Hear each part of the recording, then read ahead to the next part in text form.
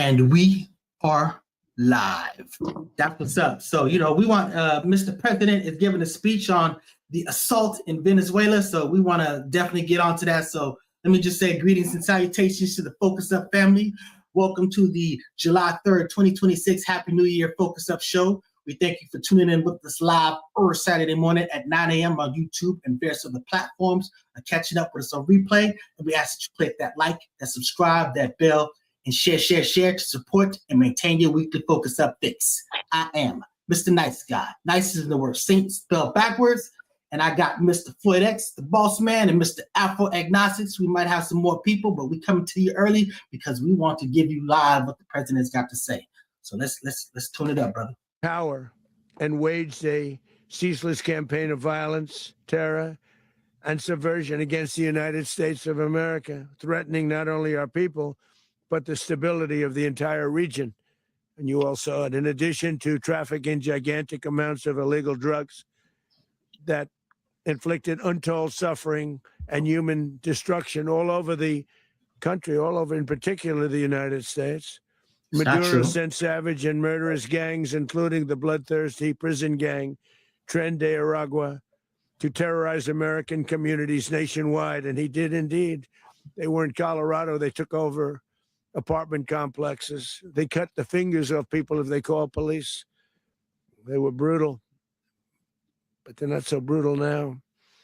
And I just have to congratulate our military, Pete and everybody, and our National Guard, because the job that they've done, whether it's in Washington, D.C., where we have a totally safe city, where it was one of the most unsafe cities anywhere in the world, frankly, and now we have no crime in Washington, D.C. We haven't had a killing. We had the terrorist attack a few weeks ago. A little bit of a different kind of a threat, but we haven't had a killing in a long period of time, 6-7 months. We used to have two, on average, 2 a week in Washington, our capital. We don't have that anymore. The restaurants are opening. Everyone's happy. They're going, they're walking their daughters, they're walking their children, their wives, they walk to restaurants. Restaurants are opening all over Washington, D.C. So I want to thank the National Guard. I want to thank our military, and I want to thank law enforcement. Been amazing. And they should do it with more cities. We're doing it, as you know, and we're doing it in Memphis, Tennessee right now, and crime is down. Just sort of started a few weeks ago, but crime is down now 77%. And shout out to Memphis, the governor Tennessee. of Louisiana called, great person, and he wanted us to help him, as you know, in a certain very nice part of Louisiana, and we have done that. And it was a rough section, and we have crime down. I understand it's down to almost nothing already after 2.5 weeks. New Orleans, it's down to almost nothing. And we've only been there for 2.5 weeks. Can't imagine why governors wouldn't want us to help. We also helped, as you know, in Chicago, and crime went down a little bit there. We did a very small help because we had no working ability with the governor. The governor was a disaster, and the mayor was a disaster. But it knocked down crime. But we're pulling out of there when they need us. We'll know. Wait a second. Didn't he say there's no deaths in D.C.? Didn't we lose some National Guards in D.C.? We saved Los Angeles early on. He did, then he went backtracking. And he did. The police department made a statement that if the federal government didn't come in, we would have lost Los Angeles. That's long after the fires. That's when they had the riots in Los Angeles. We did a great job. Got no credit for it whatsoever, but that's okay. It doesn't matter. We don't need the credit. We'll talk about it. But we'll be pulling out when they need us. They'll call, or we'll go back if we have to. We'll go back. But we did a great job in various cities. But the place that we're very proud of is Washington, D.C., because it's our nation's capital. We took it from being a crime-ridden mess to being one of the safest cities in the country. But the gangs that they sent raped, tortured, and murdered American women and children. They were in all of the cities I mentioned, Tren de Aragua. And they were sent by Maduro to terrorize our people, and now Maduro will never again be able to threaten an American. So that was why we had all the crime. All the crime that we had was because of them. No longer be threatened. Damn, just lying his ass off, man. Shit is insane, dude.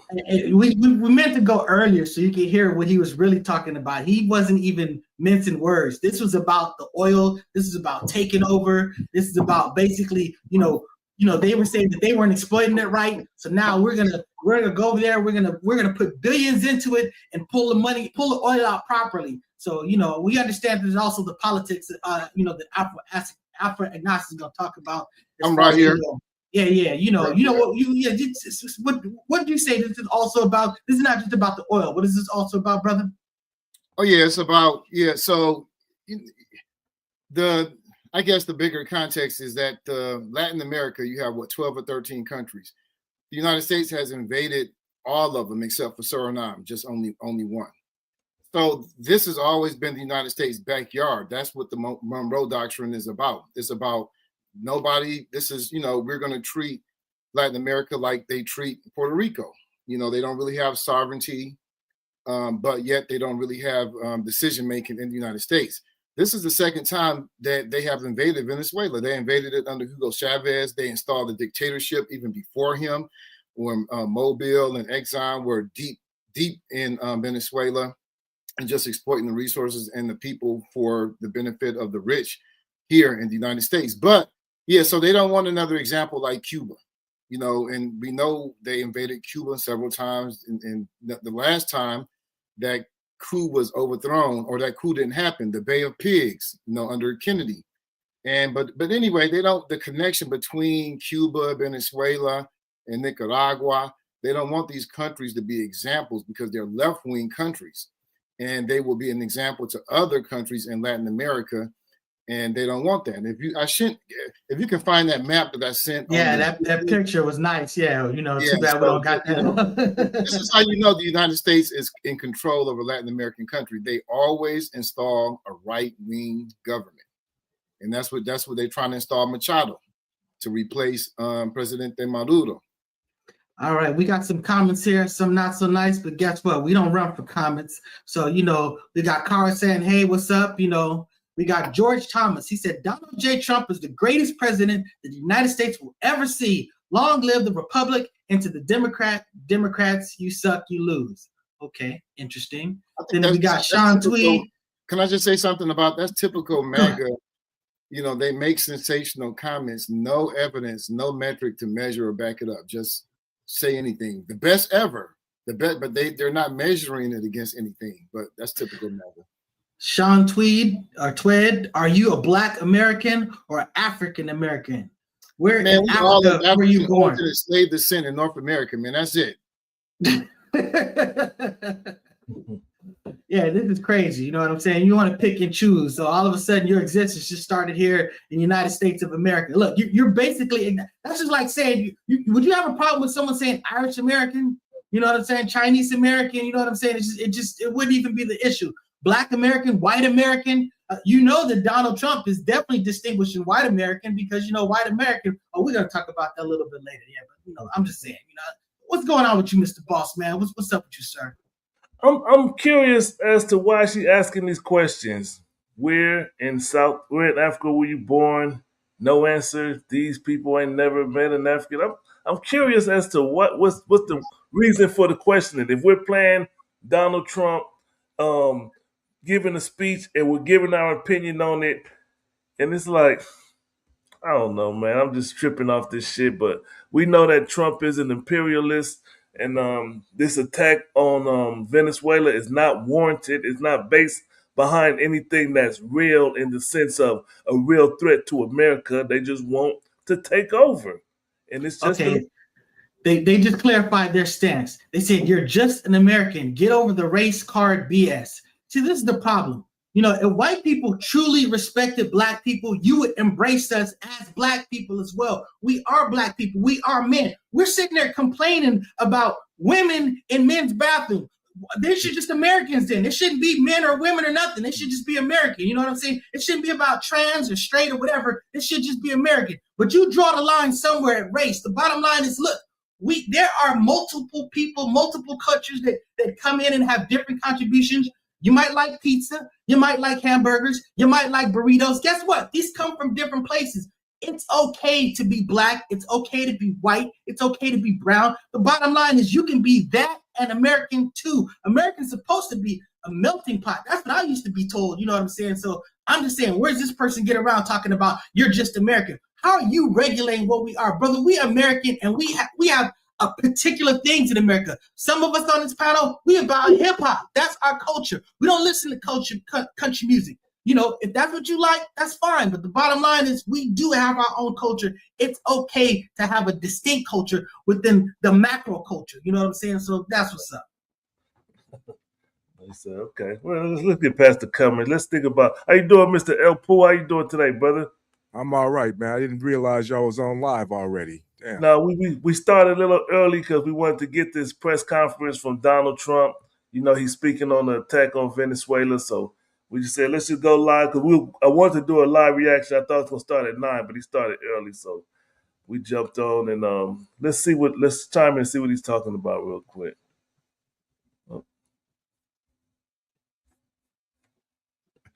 Even to their people. The dictator and terrorist, Maduro, is finally gone in Venezuela. People are free. They're free again. It's been a long time for them, but they're free. America is a safer nation. This morning, it's a prouder nation this morning because it didn't allow this horrible person and this country that was doing very bad things to us. It didn't allow it to happen. And the Western Hemisphere is right now a much safer place to be. So I want to thank everybody for being here. I want to thank General Raisin Kane. He's a fantastic man. I've worked with a lot of generals. I worked with some I didn't like. I worked with some I didn't respect. I worked with some that just weren't good. But this guy is fantastic. I watched last night one of the most precise attacks on sovereignty. I mean, it was an attack for justice. This is an attack on sovereignty. That's what it was. I'm going to ask to say a few words. That's what it was. What did he say? He said it's an attack on sovereignty. President. This was an attack on sovereignty. Chief.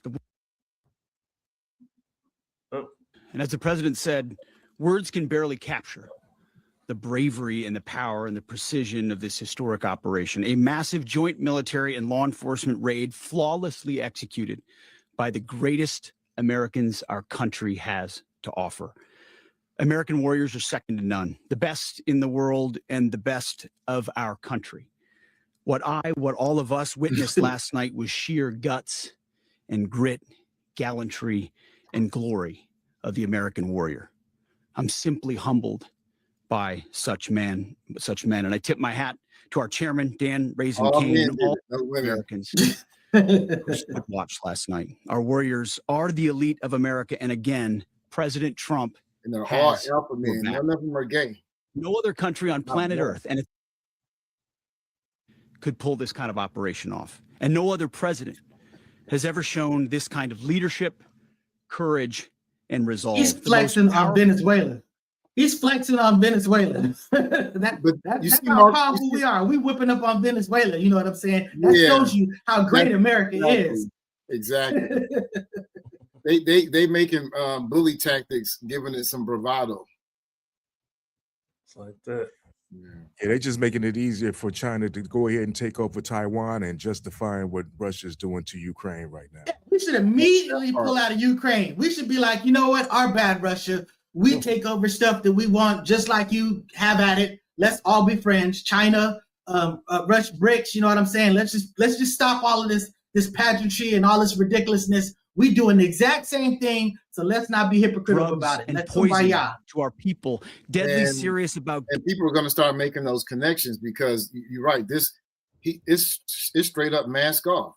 It's always been about the Monroe Doctrine, but it's been. It's been hidden in diplomatic language and language that was consistent with international law. This is a straight unilateral. They didn't, this is just, they decided to do it and that's it based on whatever imaginary metrics that they thought of, whatever pretext, it's just math off. This cat says, Black people are generally delusional, but we don't see race. You know what I'm saying?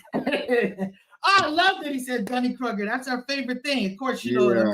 that's literally what I'm talking about. You're not sophisticated enough to understand that you're not sophisticated enough to understand.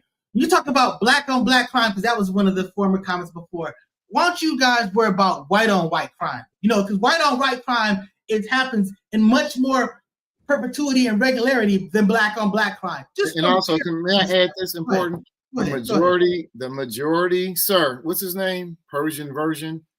Okay, Persian version. The majority of sexual assaults and sexual offenses are carried out by the white people. The majority, over 50%, are carried out by white people. So, you know, what's up with that? Yeah, we know who the mass shooters are. We know who the mass rapists. We know how the Jeffrey Dahmers and stuff like that. Again, that's not a condemnation of all white people. It's a condemnation of this argument. You know what I'm saying? That you just take the sample size. Because the bottom line is, there ain't no criminals on this panel. You know, we're 100% not criminals. Let me address this comment right here. Comparing an invasion and the liberation of a people whose president refused to surrender to a Democrat vote is wild. Now, what is he talking about refusing to surrender? He was on camera saying he wanted to assist whatever Trump needed or wanted to do. He was willing to negotiate.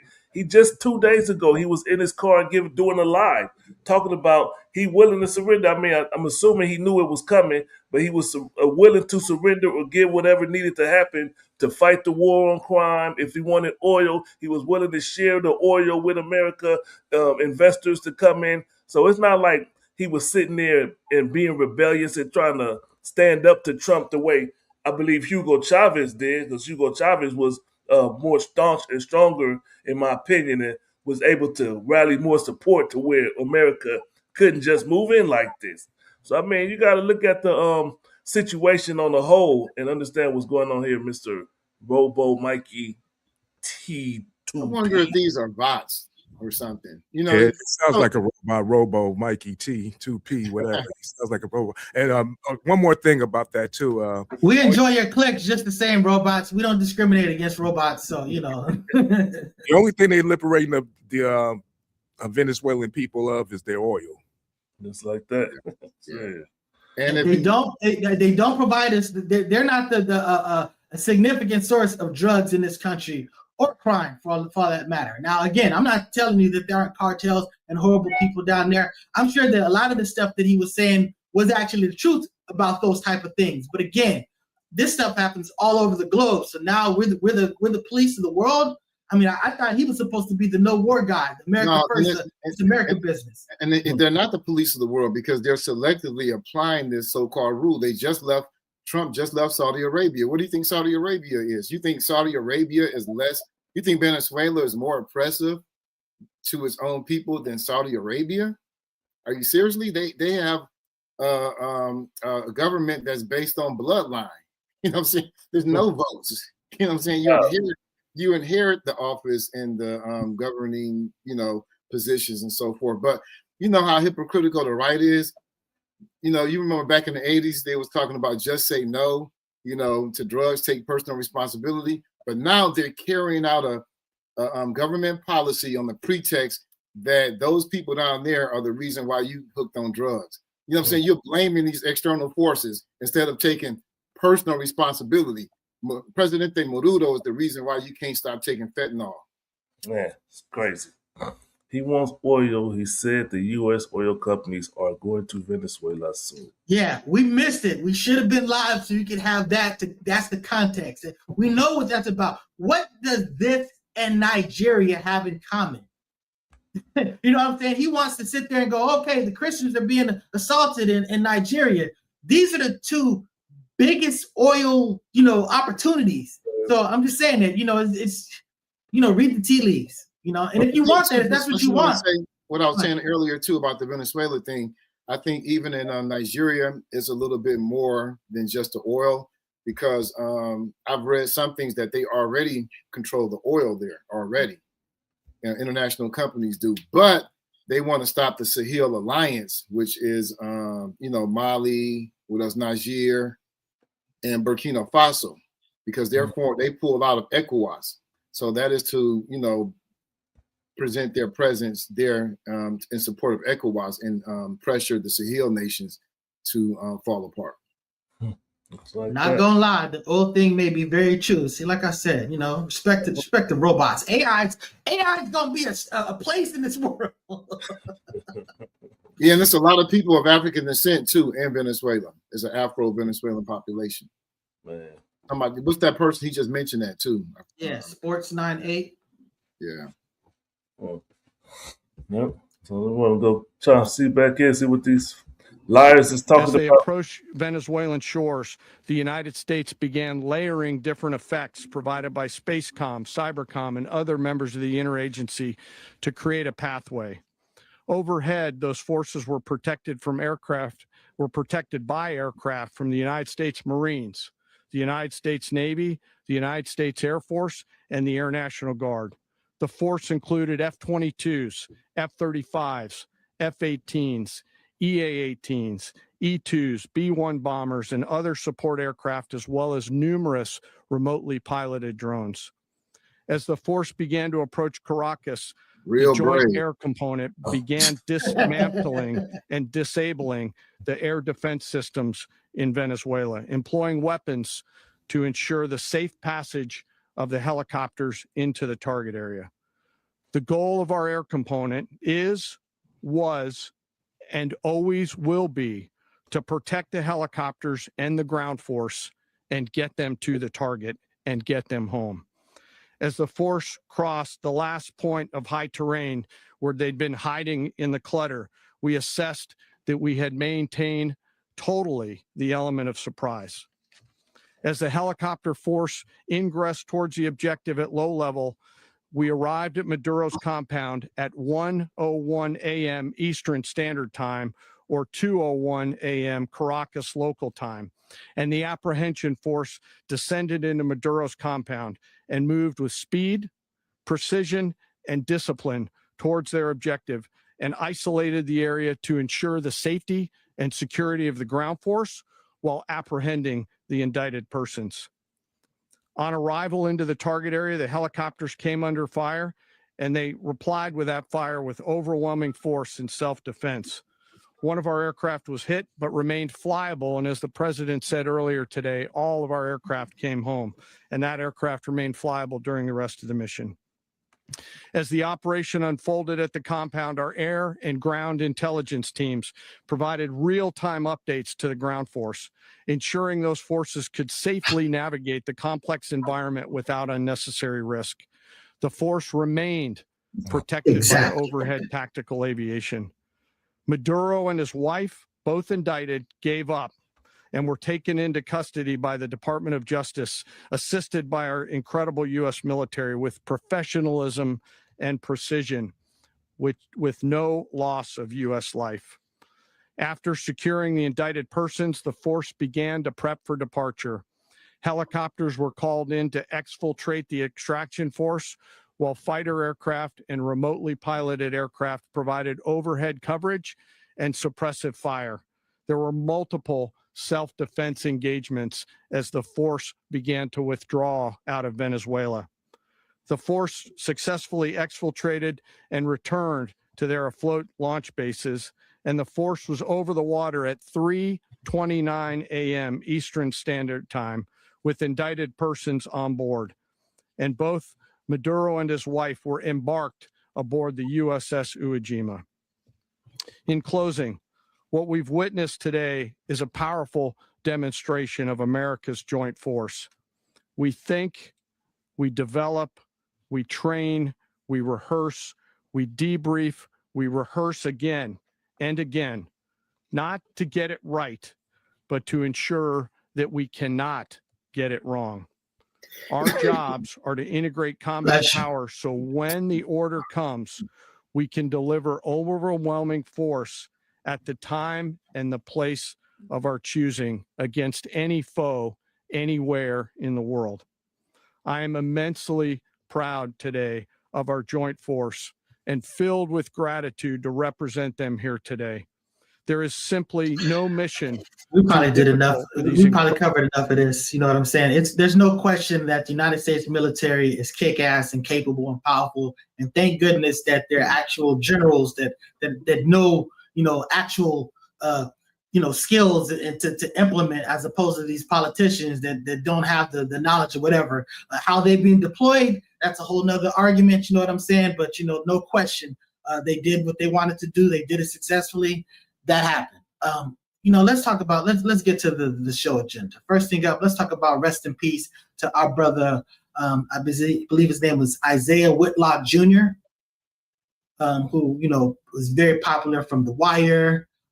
Actually did a whole lot of things. But what's the phrase that he's most popular for, Mr. Floyd X? Shit.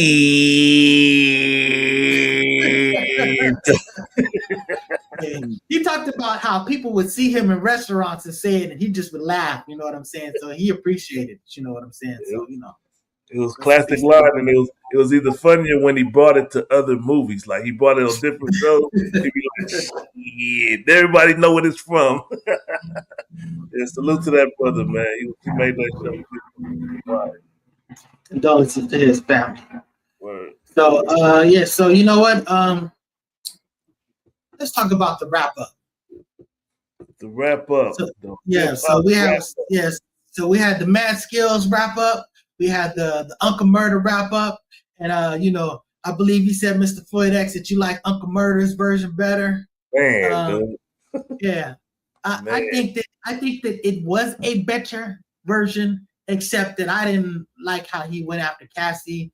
I did, again, I almost have the same criticisms that I have with Chappelle's thing. Yeah. I mean, you kind of defended the wrong people, you know what I'm saying? So it's like, you're clever, you're doing some things, you're talking about all the snitching, you're de facto snitching, you know what I'm saying? You're telling me stuff that I didn't know about, so I'm just saying it. But I mean, he's a dope ass rapper, he's clever, and it's very interesting how he talked about if these dudes keep going after, if 50 decide to go back after Mano and them, he might jump on there and spit a verse. So, shout out to Uncle Murder. What you got to say about this, Mr. Floyd X?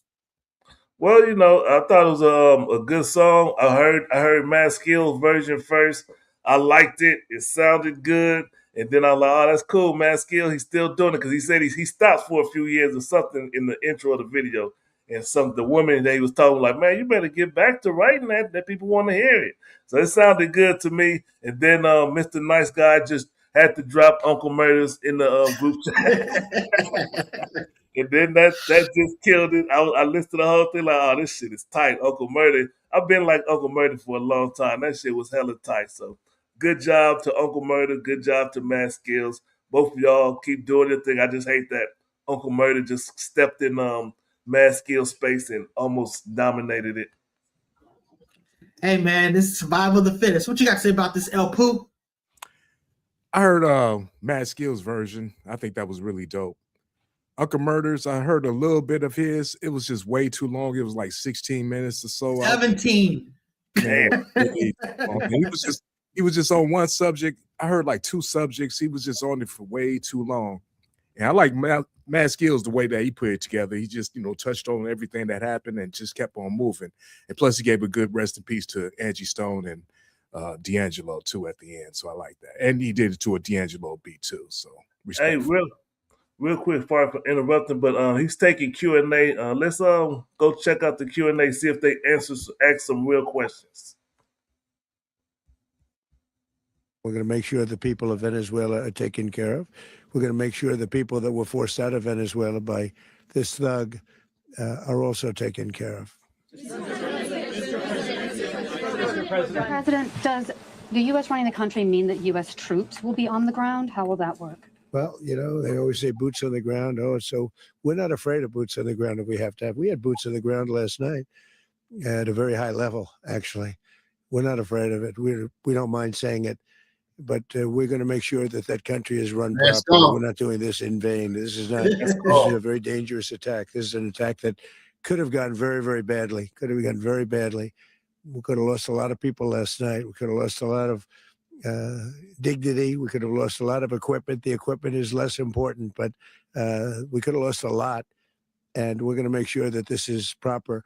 We're there now. We're ready to go again if we have to. We're going to run the country right. It's going to be run very judiciously, very fairly. It's going to make a lot of money. Country or company? Meant both. Meant both. Take care of everybody. It's very important. We couldn't let them get away with it. You know, they stole our oil. We built that whole industry there, and they just took it over like we were nothing. And we had a president that decided not to do anything about it.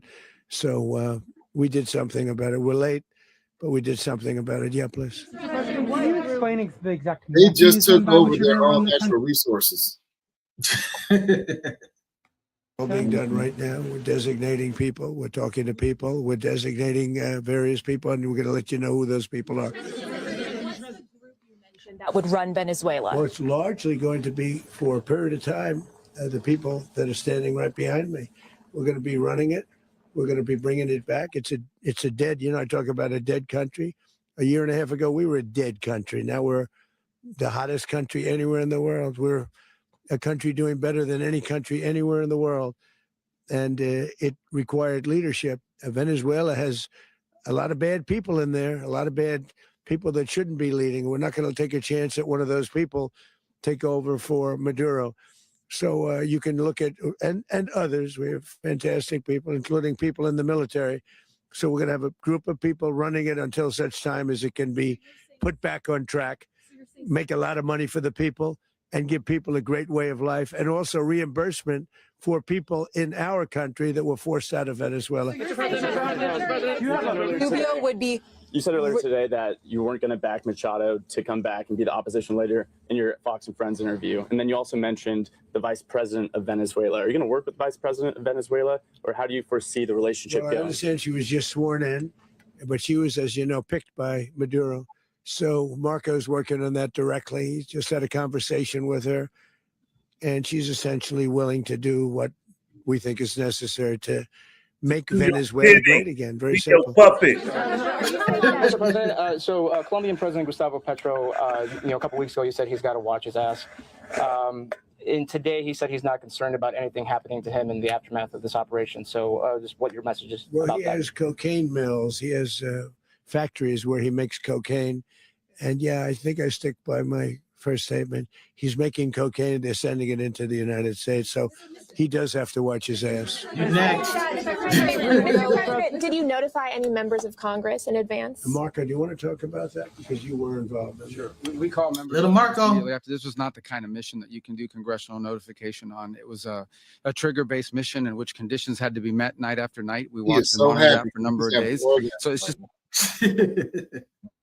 Hey, we may do this at some point in the next 15 days, but it's largely a law enforcement function. Remember, at the end of the day, at its core, this was an arrest of 2 indicted fugitives of American justice, and the Department of War supported the Department of Justice in that job. Now, there are broader policy implications here, but it's just not the kind of mission that you can pre-notify because it endangers the mission.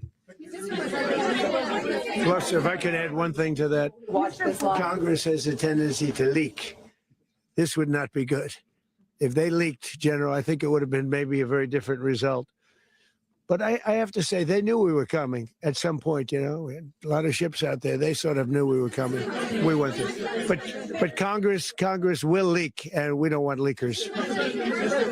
President, you were one of the only people to watch this all play out live. What was Maduro doing when the U.S. forces entered what I assume would be his home? And also, was there any point where the U.S. was considering if Maduro pushed back or resisted killing Maduro? It could have happened.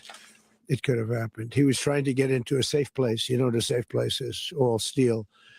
And he wasn't able to make it to the door because our guys were so fast. They went through the opposition so fast. And there was a lot of opposition. You know, people were wondering, do we get them by surprise? Sort of surprised, but they were waiting for something. It was a lot of opposition. There was a lot of gunfire. You saw some of it today. But he was trying to get to a safe place. Safe because we would have had the door blown up in about 47 seconds, they say on average, regardless of how thick the steel was. It was a very thick door. It was a very heavy door, but he was unable to get to that door. He made it to the door. He was unable to close it. So A lot of detail there. Go ahead, finish. Where is Maduro going to be in the time being right now? Do you know his exact Well, whereabouts? eventually, ultimately, in the near future, he's going to be brought to New York. And where is he going to be held? Where is he going to be held in New York? Do you know? That's going to be up to the officials that do these things. Mr. President, the U.S. has something of a mixed track record of ousting dictators without necessarily a plan for what comes afterwards. Not with Did me, that weigh on your decision? Well, that's why we had different presidents, but with me, that's not true. With me, we've had a perfect track record of winning. We win a lot, and we win. If you look at Soleimani, you look at al-Baghdadi, you look at the Midnight Hammer. Midnight Hammer was incredible. Right now, you wouldn't have peace in the Middle East. We have essentially peace in the Middle East because of that. If we weren't successful with Midnight Hammer. Did he replace the regime? Did he actually replace the regime? Which one? I'm just saying he's sitting there because they're talking about when you topple one regime, like what Obama did with Gaddafi. They didn't make sure that the regime that was replacing it was going to be a better situation. So I'm just saying that did he actually, like, for example, he bombed Iran or whatever, but I mean, those people are still in control. He just basically set back a facility, and he didn't set back as far as he said it was set back. But I mean, I don't know. I'm ignorant. I'm admittedly ignorant on it. I'm asking a question. Yeah, I'm not familiar with it either. He just makes statements like this. I mean, they've bombed many places in the Middle East in the last several years. There is not peace in any of those places. I mean, this is a categorical lie. Hey, is there peace in DC? Is there like no crime? Do you think that he actually accomplished that? No crime? Man, he did. Salute to him. I mean, he really did If he pulled that off, then man, I take it back. He's the great president ever. No, I don't believe him for a second. I don't believe him for 1 second. See, and the reason why there's no reason to even give him the benefit of the doubt is that I can reject something without evidence if it's been presented without any evidence. He's just simply saying it. He's not citing the actual crime statistics, violent, whatever type of death by gunfire. It was this amount prior, now it's this amount now. Like, where's the data? Yeah, he's a liar. Oh, it's with the jobs reports. You know what I'm saying? And if it is, it's only temporarily because you have a military presence. As soon as you pull the military presence away, I mean, because contrary to popular belief, police don't prevent crime; they just arrest people. And the military presence ain't everywhere. I mean, you telling me that you only have the military in some places, and somehow that's magically preventing crime in all the places where the military isn't? You know what I'm saying? So are they in the hood? They're in all the hoods. They're just on every block, on every corner. Because if they aren't, there's no way that they're preventing, zero crime. You know what I'm saying? Mm-hmm. It's a ridiculous assertion. And I just kind of want to correct I kind of contradicted myself. Well, yeah, when you have a strong military presence, that temporarily prevents crime. That's a fact. That's accurate. But when you want to prevent crime long term, you got to take other measures. Like after school programs for who's committing crime. Just do the demographics. It's teens to 20-year-olds. The blacks. I mean, the working class, any race. So I mean, it's tracked by poverty. So I mean, just give these communities more resources and crime is going to go down. You're going to get a better picture of what the suburbs, the affluent suburbs look like. Amazing. So you're talking about a better neighborhood, better resources, better opportunity, and people tend not to cut up as much. People have something to lose. People have something to protect. That's honestly, just when you go for a neighborhood that's all houses versus a neighborhood that's apartments, you have an invested interest in a house, whereas an apartment, you don't have an invested interest. You just basically, are concerned about your domicile. You're not necessarily concerned about the shared space and stuff like that. So I'm just saying that there's something about ownership, success, single family homes, that follows this. So that's what it's about. So when these people talk about black on black crime, don't want to talk about white on white crime, which is greater and which has gone on for a whole lot longer. This country is built on white crime. You know what I'm saying? So, that's the reality of it.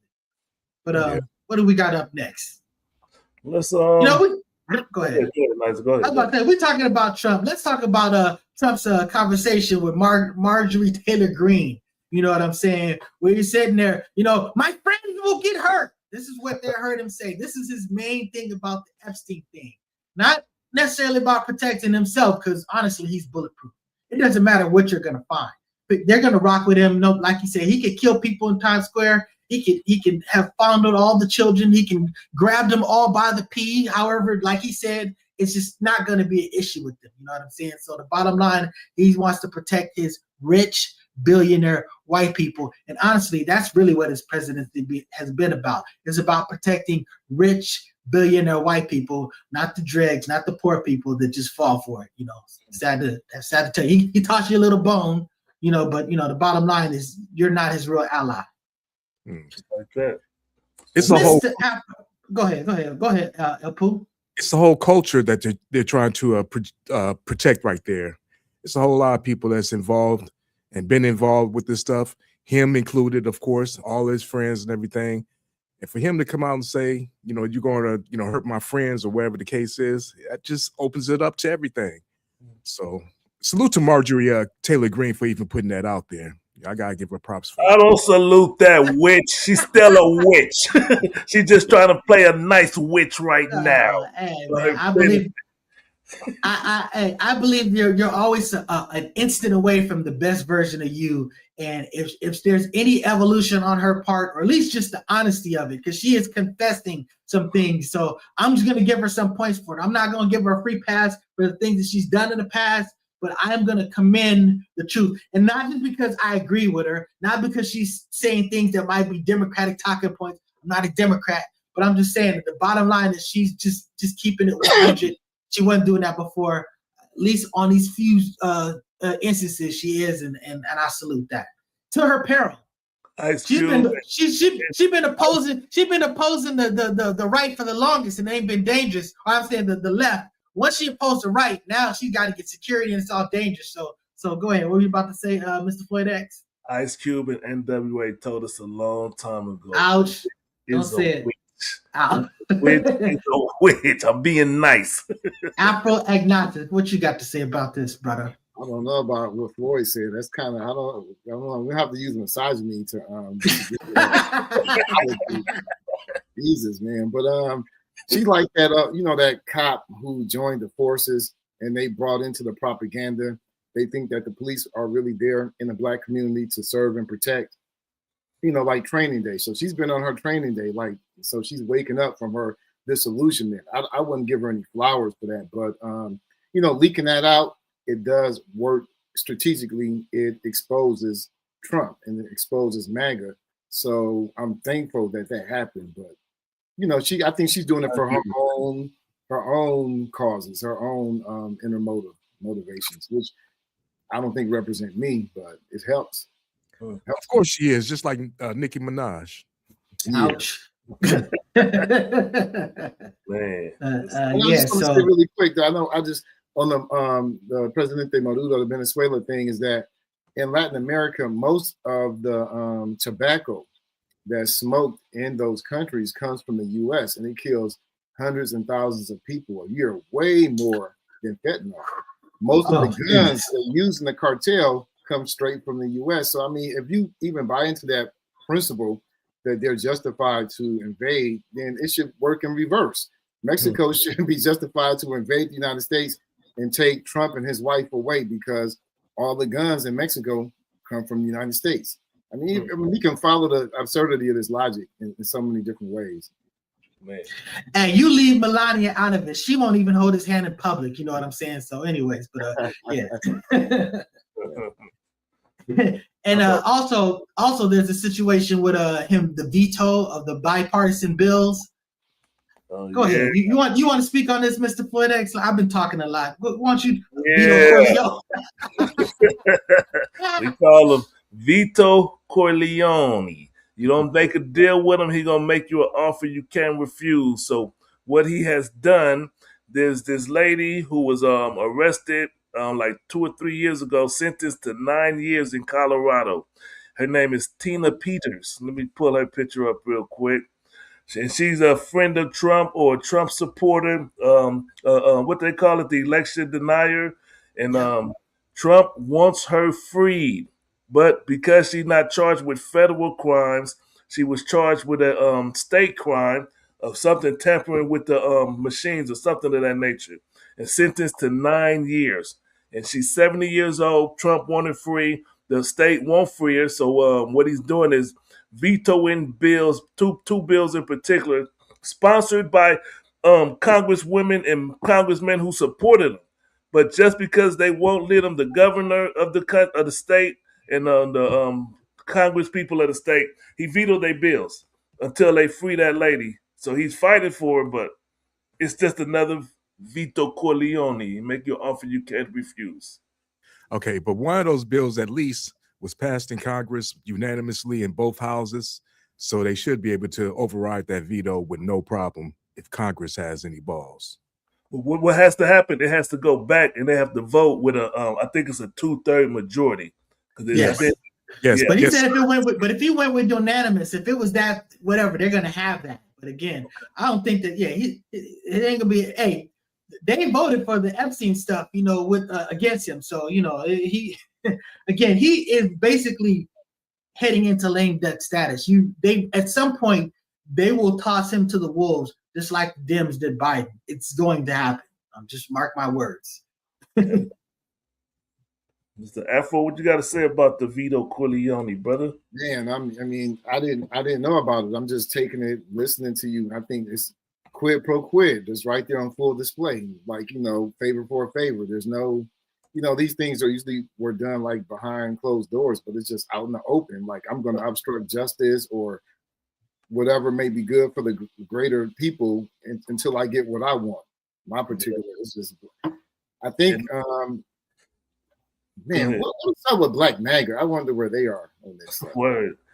Yeah, Hey, sign in, walk. Let's talk about the snap ban on unhealthy foods. Now, wave the flag, huh? Come wave your flag, walk. Come on, man. Yeah, so like the snap ban on unhealthy foods. So they're basically saying that you can't use your government funds on these particular foods for whatever reason. These things. And to me, what's particularly hypocritical. Now, this is only in some states, but the bottom line, this is basically meddling with other people's use of their finances. You know what I'm saying? If this is how they basically keep their household running or whatever, you know what I'm saying? Just this is like ridiculous meddling. But my point is that when Michelle Obama basically had that lunchtime program where she was trying to put healthy food in the schools and remove soda machines, the Republicans were going nasty. I've got like a whole article from the Heritage Foundation, Project 2025, sitting there talking about how wrong she was for doing this. And I'm just saying that, how it's all flipped when it comes to, the snap ban on unhealthy foods. Because now you're not just talking about children, you're talking about households. You're talking about regulating what grown-ups do. You know what I'm saying? So it's pretty hypocritical to me. What do you got to say about this Afro-agnostics? Yeah, man. And I implemented the curriculum part of that Michelle program. I think it was called I forgot what it was called, but it was fun because I had access to a kitchen. There was a school that had etiquette room in Hayward. I mean, the kids learned about caloric intake, and we showed demonstrations of sugar. All this was to reduce. And the outcomes of that program, there actually was a reduction in diabetes and obesity amongst teens. So, but to implement this type of bullshit, which punishes the poor people, the recipients, to implement it takes money. So it's going to take more money away from SNAP in terms of the administration of this policy. And this is what they want, because then they can always, this is an excuse. It doesn't work. It's ineffective. We got to do away with that program. They're already talking about they're misusing funds. And this is just an attack on poor people. I mean, if you want to really reduce diabetes and obesity and stuff like that, put an excise tax on those products. Niggas ain't gonna pay that much. You know what I'm saying? Like, put a tariff on concentrate all your tariffs on junk food. Yeah. That's it, man. No, you got to go to buy some 9 liters or some chips, and it costs $8, niggas will be like, no, you go find it, and then make healthy food cheaper. Yeah, like bananas. Go to 7-Eleven. Bananas is pretty cheap. You know what I'm saying? Compared to punish poor people. You can't buy candy. Man, I use candy in the classroom all the time, man. It's a great way to manage students. And honestly, if you're all this capitalism, that's American business. They make it. These are, you know what I'm saying? These are legal businesses. I'm not saying it's a good business. I mean, that's the way I feel about the cigarette industry. But I'm just saying that you can't talk all this capitalism, free enterprise, government regulation, and then do this like selective stuff. You know what I'm saying? It's just showing that you're talking out of both sides of your mouth. What you got to say about this infamous El Poo? Just another distraction, because what's really going on is what's going on right now in Venezuela. So that's what it is. And you know what? Before we go to the break, let's talk about the Minnesota situation. In the Minnesota situation, there was this cat, this YouTuber, this vlogger that basically tried to do an expose. And what he did is he went up there with masked people and knocked on these doors of these child care programs in Minnesota. He's like, we want to see your children. We want to see your blah, blah, blah, all this, whatever. Like anybody's going to be like, okay, sir, I got children in here. We know that there's crazy people out there and whatever. We're just going to let you see all of this stuff. So he did this expose and made it seem like, a lot of these people, they don't even have any children. They're just receiving funds from the government and they're not even legit businesses. Even though when the real news, journalism, actual journalists went and followed up on this, they saw that there were kids that went there before the incident, they went there after the incident. They basically, when you do the job, this is the difference between, look, we're YouTubers. You know what I'm saying? We give you our opinions, but we understand that we are not journalists. We're not out there beating the pavement and doing all the investigation, the sources and all that other stuff. It's another type of level. So, you know what I'm saying? You got to know your place. You got to defer to the experts on this. And now this is just basically an excuse. Trump is just basically trying to get rid of child care like everywhere, not just Minnesota. What were you saying about this Afro-agnostics? I'm going to follow it up. There's so many things to say, man. It's really fucked up because 2 days ago, the Pentagon, the Department of War, just failed another audit 7 years in a row, and they get $2.something trillion. So this is the largest government example of fraud, smack dead in your face, and now they're going off after these little petty child care places with this Sherlock Holmes white supremacy investigation. These Candace Owens tactics. Google salutes. I know as a teacher, you cannot film kids. It's illegal. They cannot allow you to even do that. Like, man, that's not investigation. You're coming, you don't even know. He didn't even mention the operating hours of the school. Most schools are on school break, winter break, man. This is idiocy. This is what Candace and them do because they know the right wing automatically has it preset in their mind that the immigrants are stealing resources and SNAP beneficiaries, these social welfare people are stealing our resources. So he goes down this confirmation bias. See what he wants to see. Man, you got to at least be at the school 10 or 20 days and get a count.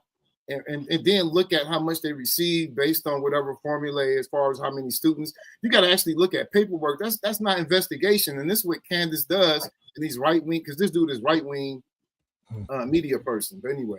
He been held as a hero by Fox News and all that. They already wanted to do that. They just gave them pretext, just like it's tied into Venezuela. The same thing.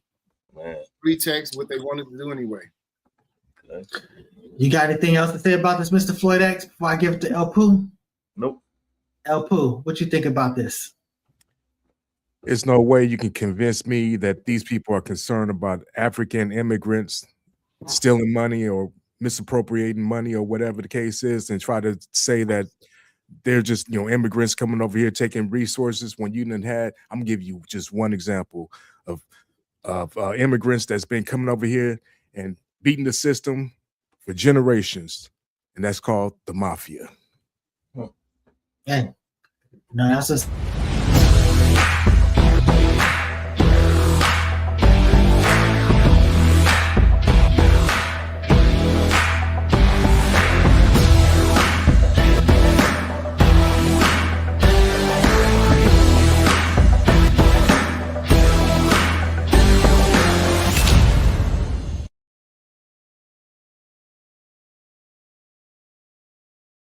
La Brea Trucking for all of your trucking needs. East Coast to West Coast, West Coast to East Coast, North to South, South to West. They also saw the number at the end. Call the brother if y'all need something delivered or transported across the country. Turn up the dial, it's 10:30. Be back. Spin that back show, all the classics on track. From 79 to 99, we're crossing the gap. Album reviews, little known facts, hip hop intact. Saturday morning. Yep. We lost him. You lost El Pooh? Bring it. Spin that back. Saturdays at 10:30 a.m. Tune in. Saturdays. If it's not a live show, go check out the past show. We cover, what do you cover, nice guy? We cover hip hop from what we call the recorded era. That is from 1979, the first hip hop record, to 1999. So that 20-year period, that's what we talk about. So we give flowers to those artists for the work that they did then. And, a lot of these artists are doing work now. So, bottom line is we basically shine a light on that period, 1999.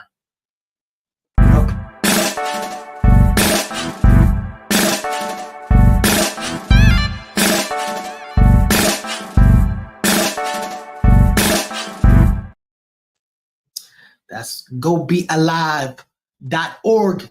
Go get you some of that black honey. And if you want it in person, go to the Petty Vice in Venice or to the Afro City Marketplace at the Crenshaw Mall. Shout out to Sister Nidra. Peace and blessings.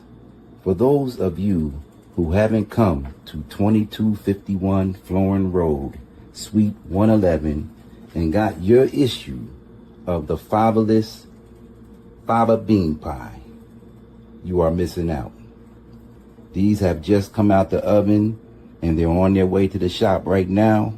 So come on through and get your issue of the world's greatest pie. The pie that literally makes you high. Peace and blessings. All right. What's up? We at? I got to put this comment up there, Mr. Floyd. Floyd X to fentanyl. Floyd X is George Floyd after joining the fentanyl X-Men. This is this dumb stuff. You know what I'm saying? And it's just like, but you know what? We gave you a little shine. Thank you for your click and your view. Salute to George Floyd. Yeah, the real. Yeah, exactly. So let's talk about, we were going to follow up. You want to do a part 2 on the Chappelle Unstoppable? Yeah. What did you not get to speak about before? Because I wanted to look at it again because I wanted to give it another chance. But I don't know if we covered the mastery of the joke telling of it, because I've heard a lot of commentators and I was tripping because it appears that most people got it and understood it. He had you laughing at things that you would never laugh at otherwise. And I think it was just the mastery, the display of his comedic skill, and why he's a top tier comedian at this point. And I think that's the only point I wanted to address on it. Is there any rebuttals or extra commentary? I think he is a master of the setup. I mean, you know what I'm saying? I love how he sort of like, it's very intellectual. So he's just basically giving you information and then he's going to give you a really good punchline. I love the way he dealt with that Dr. Sebi situation because that whole conversation made me go, uh-oh. He really is going into the full conspiracy thing, and then he flipped it. So, that was masterful. I felt like, a lot of people say that Dave Chappelle is, hostile to the trans community. And, I can't speak for them. So I can't, if they have the right to be upset with, if they don't like what he says, I defer to their position on that. But I feel like for the most part, he's treated them fairly, at least from an intellectual standpoint. This was the one situation where he's making a joke about somebody dying and it being nothing. To me, this was like basically doing what they're accusing you of very clearly. You know what I'm saying? I didn't think it was very funny. I'm just saying, this was the first time that I felt like, oh, damn, now I'm hearing what these other cats are saying. And I feel like he didn't do that before. So that was disappointing to me. Yeah, I think it is. I think it's inappropriate the way he does attack the trans community because Like we said a joke about, we knew it was a trans because his thing popped out. If it was a joke, a white man was saying we knew it was black because he hit the ground and his fat lips popped out, we would be offended as black people of him making that stereotype of black people, and it will pretty much piss us off. But I think it's easier for us to laugh because it's not us. If you understand what I'm saying? Yeah, there's no question about that. I think the thing with Chappelle is that other black comedians were there too in Saudi Arabia. Kevin Hart, Avery Spears. Kevin Hart was there? I didn't know that Yeah. Kevin Hart was part of that roster. But people have a different expectation for Chappelle. Over the years, he's has become, by perception, like a hero, one for black people, and also for masculinity, for being against cancel culture, for standing up for freedom of speech. But here, I think it just kind of masked off. Again, that's like the common theme I'm just coming across, that he's just a sellout. Like any other, he's not really this righteous truth teller, because he actually had to sign a contract to restrict what he can say in Saudi Arabia. And he did it strictly for the money. I mean, LGBT, he was just saying like they're favorable towards his rhetoric against that community there, because there is actually a criminal offense. People are actually executed and put in prison for their sexual orientation. So for him to sign that and turn a blind eye to what, they have at least 700,000, estimating 1 million African slaves there. They're pretty much there by some labor system they have. And I forgot the name of the labor system. It starts with a K. But black people are basically slaves there. I mean, they are financing one of the largest human rights crises in Africa, the Sudan. So for their own benefit, and for him to go there and not say anything and pretend, because the only thing he really got at was Bill Maher. And I think because he took Bill Maher's criticism personally. If it doesn't affect him personally, he just don't give a fuck. He ain't forfeiting my speech. I think he made it clear, I'm a capitalist. I looked it up. It's called the kafala system. The kafala system. That's correct. Yeah. Right. Infamous El Pooh, you got something to say? But I'm gonna retort what you said, Afro-agnostic, if I can retain it. But I want to give you El Pooh. I really don't have much to say because I didn't get a chance to look at it. I started looking at it earlier, I think like last week, and like I said, I fell asleep because he was just going off about whatever the hell he was going off about. It was late and I just fell asleep on the couch. But I know he's a master storyteller and everything. You gotta give him his props there. He knows how to set up a story and bring it back, to life at the end and everything.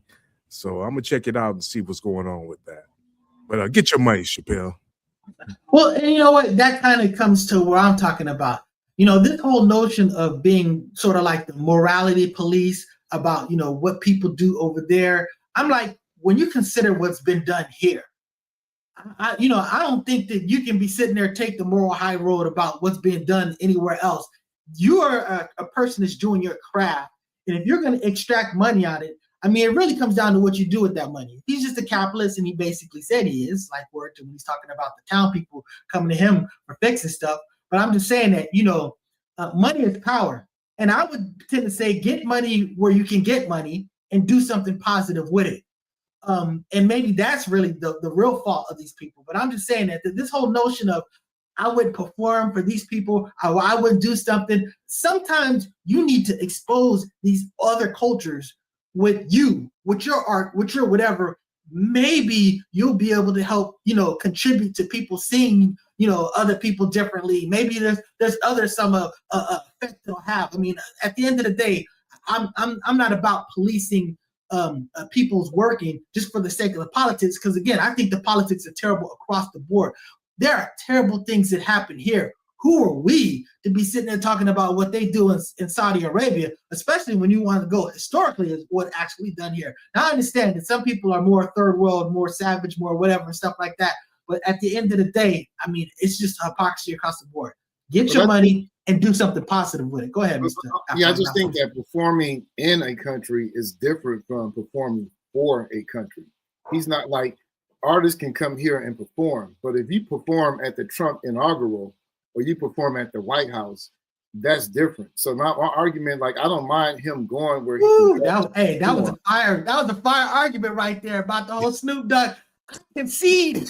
Yeah, because you can't be for freedom of speech. You can't be a champion of freedom of speech, and then you're going to perform for Trump when we know Trump is trying to decrease freedom of speech. You know what I'm saying? So, and then you can't go over there and perform, you know, and be that champion. You can perform in the United States, but it's kind of like he did the Trump thing. He just did it for Saudi Arabia. That's what I'm criticizing. Gotcha. That's valid. I changed my position. So that having been said, what do we got up next? Let's talk about white reparations. White reparations.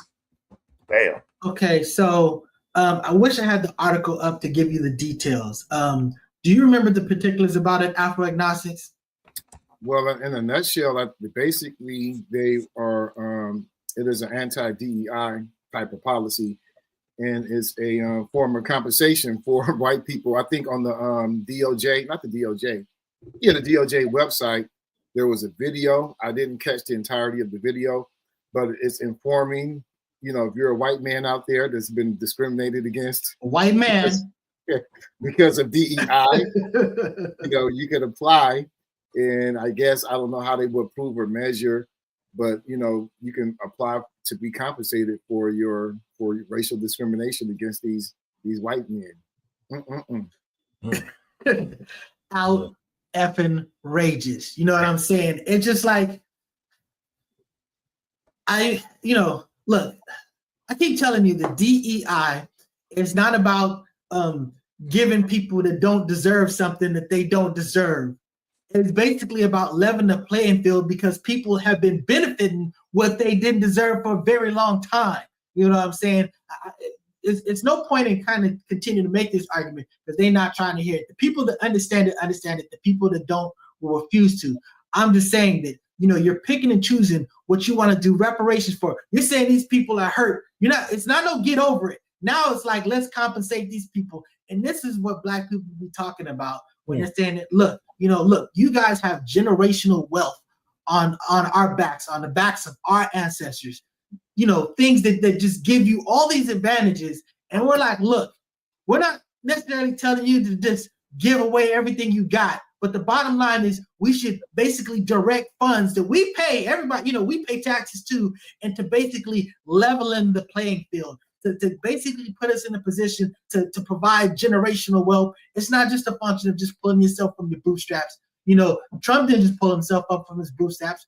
Daddy gifted him a big fund of money to work with, and he lost it, got it back, lost it, got it back. But the bottom line, you have real estate, you have resources to basically recover. So, you know, he was able to go through multiple bankruptcies. And then, you know, there's this real one big hustle that's really put him, you know, up financially. Oh yeah, you know, becoming the president, you know what I'm saying, but kept them out of jail as well. So again, you know, it's not just a function of just pulling yourself from your bootstraps. It's also about, you know, having the resources and having the infrastructure to take advantage of some things. So we're just talking about resources and infrastructure, things that we've earned just, you know, ancestrally and, you know, just by being contributors to the society right now. Can anyone tell me on the panel, what is the number one counter argument to DEI? What is the go-to argument that they... White people will be hurt. My friends will be hurt. That's what the number one argument is. I'm not sure. I got a better question now. Who's supposed to be paying these reparations to these white people? Well, I noticed at the same time, the DOJ, same Department of Justice, is going after Google. They're going after we got some other companies because they are claiming that these countries have some leftovers of DEI. Some they still implement policies that are akin, not necessarily called DEI, but or quote unquote DEI programs. So they're going after them so that they will, you know, they're going to penalize them because that's now against the law. So whereas you would get penalized for racial discrimination, now you're getting penalized for DEI. So I think some of the compensation to those white men, those individuals, is going to come from there. Okay, so a person just commented and said, you do realize that you have the same opportunities as any successful person, correct? Actually, no. There's this thing called resources. For example, if certain person, let's use Trump for example. His father gave him, I don't remember the exact amount, but it was like millions.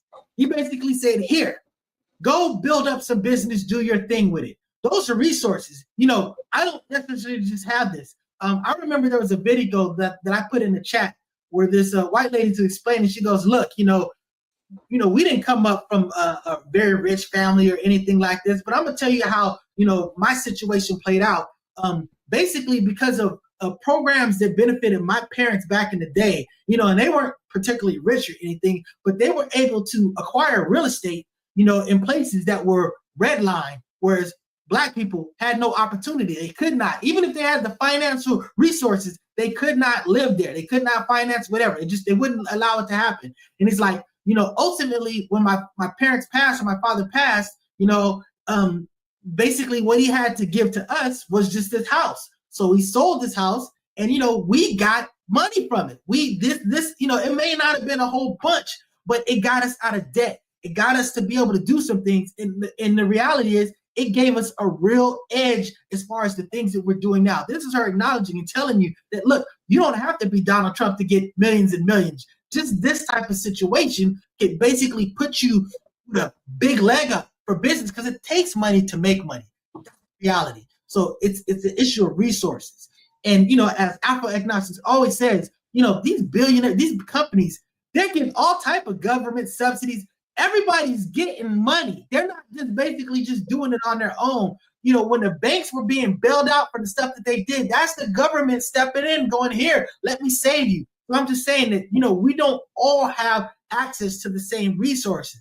So that's a big part of it. But some of us do. Like me, myself, my parents, we struggled. You know, my father's a lawyer, but we didn't necessarily have a great, you know, I didn't have necessarily a great financial childhood. You know what I'm saying? My friends used to joke about me not having cable, talking about every other channel was, you know what I'm saying? But, you know, at the end of the day, his parents were rich. They passed. He got a big chunk of money. And I'm just saying that right now, my parents are living the life. You know what I'm saying? And he's been able to help me. I'm in the house because of government program, a first-time buyers a program. So I'm just saying that I'm a beneficiary of some things, but I have resources that other people don't have. So I can't just sit there and say, just because I did it, how come you don't do it? No, I got a leg up. My father's an attorney. You know what I'm saying? It's different. My struggle is different. So that's the situation. And then I just want to add, I think these people are in like some type of, they're on hallucinogens or something. I don't know, but like racial discrimination, is a real thing. Like there's studies, like there are meta-analysis studies. There's a 2023 hiring employment study that was global. Meta-analysis research is the highest apex of research. And they show that, I mean, they basically, this is based on field experiments. They get white, Black people exact identical resumes. And Black people receive 50% less callbacks than white people. So it's not like, if you want to, because I think a lot of these people are really big on meritocracy, you know, everyone having an equal chance and blah, blah, blah. If you don't have some program to mitigate racial discrimination, like what is the program to mitigate racial discrimination? It's going to be, they call it DEI, diversity, what is it? Equity and inclusion. And inclusion for a reason, because if you don't have that, you have a homogenous structure. It's all white people. The hiring teams are 70-80% white men. I mean, nepotism is indistinguishable from racism. Thank you. I was about to get there. You're talking about they did all this work to dismantle DEI, but what are they doing to dismantle nepotism? Because that's going to be that. You know what I'm saying? That's more responsible for a lot of stuff that's going on. Nepotism, you hire friends and family, and most friends and family of white people are white friends and white family. So if it's indistinguishable from racism, how are you going to counteract that? Well, we're going to just remove DEI. And I remember what Student X used to say. Oh, because I'm sorry, I shouldn't do his voice like that. But white women are the main benefactors of DEI, which is true, but they are also the main benefactors of SNAP. So you're going to get rid of SNAP? You're going to throw away the baby just because they benefit the most? Other people benefit as well. And again, the question, how are you going to mitigate? This is not a thing that racial discrimination in employment does not exist. It exists scientifically. To say it does not is you're being unscientific. So how are you going to mitigate that by taking away DEI? And white women are oppressed too. So again, the oppressed should get served. Not as much. That's just They're the least oppressed. So you got something to say about this infamous El Poo?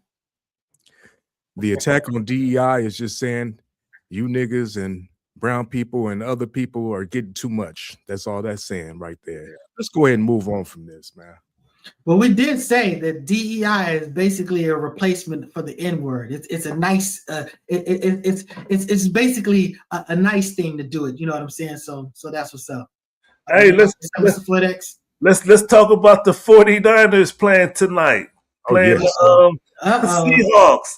That's gonna be the game tonight, huh? That's gonna be the game tonight. The 49ers. Who's your quarterback? Huh? I don't know who's your quarterback going to be, but yeah, no, he's healthy. Yeah. Go ahead. Go ahead. What's up? You's a resident 49er fan. What's up? You shout out to AB. You and AB, you know, that's what's up. Shout out to AB. I gotta say, man, I'm surprised that we came as far as we did this year. We had half of our defensive line is just out. Our top players are out, been out for most of the season, and we still pulling it off. If we win this today, I think we would be the #1 seed or got a chance at it or something like that. Either way, I think we're going all the way this year. They said if y'all win this one tonight, I put 49er or Seahawks. Okay, if y'all win this one tonight, y'all play the home field advantage every game up until the Super Bowl. Man, that's crazy. We'll see. My team, we play the Vikings tomorrow. Green Bay plays the Vikings tomorrow, and I believe we're gonna win it. It's gonna be hard, but I think we're gonna win it. You're the one that I was worried about saying who's gonna be your QB. You know, is Malik Willis gonna be healthy? You know, so yeah. Love was out last week. I hope he plays tomorrow. I hope Love. Malik Willis looked real good. You know, the ex-Titan. You know what I'm saying? It's like, you know, we get rid of people and then all of a sudden they do great. Must be something else. A word to Vrabel. You know what I'm saying? Have any of those teams beat Chicago though? Vikings or Green Bay? This year? We lost the last time we played the Bears. We lost. They don't be taking that from no Detroit Lions fan. You know what I'm saying? But yeah, now I know I ain't talking shit. We sitting there fighting for a top 3 pick. So that's what it is. So enough of this football talk, man. You know. Anyways, have we covered everything? What is this about 10:06? You mentioned that Orlando Brown. I thought I saw that video. Let's talk about that. You know what I'm saying? Orlando Brown has come off for the most part as a certified crazy person to me that I've seen. You know what I'm saying? I do see some, he's an actor. So he's committing to the role that he's playing. But just the fact that he fell out with a lot of people that he was working with. He was part of the Proud Family. When they revived it, they were just like, yeah, we can't F with that dude. He just, this dude is just crazy. And I mean, no, I saw some videos where he was definitely crazy. But the bottom line is the brother said he's sober. You know what I'm saying? He's got a restaurant and, that's a tough business. But all I got to say is I'm rooting for you, brother. You know what I'm saying? It's just, it's a positive thing to see a person who went through so much, these videos that were making you look so bad. You know what I'm saying? Homeless, dirty feet, and all this other stuff. I'm just saying, I'm cheering for you, brother. You know what I'm saying? So it's a great story for me. I hope he wins. That's all I got to say. Long live Venezuela, Independencia Muerte. Long live Orlando Brown. I don't know, man. He's like very likable though. I don't know why. He just has this likability to him. I don't know. Hey man, I saw a video of him freestyling over Kendrick Lamar's what's that song? Can't believe that song. They Not Like Us. No. What's the other one? I want to say You know, where they be like, you sitting there bobbing their heads, it's like a whole bunch of Kendrick Lamar's in the trees. Nah. It's the one where he says, bitch, be humble. He killed it. I was like, I remember seeing Born Alive going, what?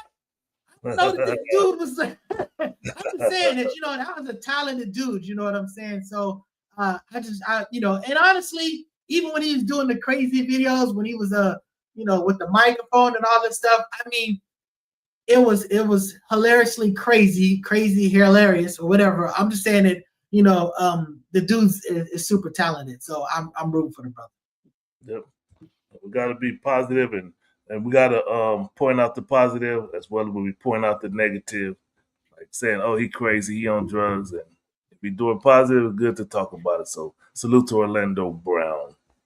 That's what's up. So that having been said, like, share, subscribe, and look, and all you people that were criticizing, you know, we appreciate your clicks. We appreciate your negative comments. If you just want to watch the show and shit on us all show, thank you very much for that. Do it. And if the comment is cute enough, we don't care if it bashes us. We'll put it up here and we'll talk about it. So again, we thank you. And one person was commenting about saying, you know, we're delusional just because you disagree that, you know, we think you're bots. No, we're saying that some of you may be bots. And if you are bots, like I'm saying, a click is a click. We don't discriminate. So thank you for tuning in. Peace out.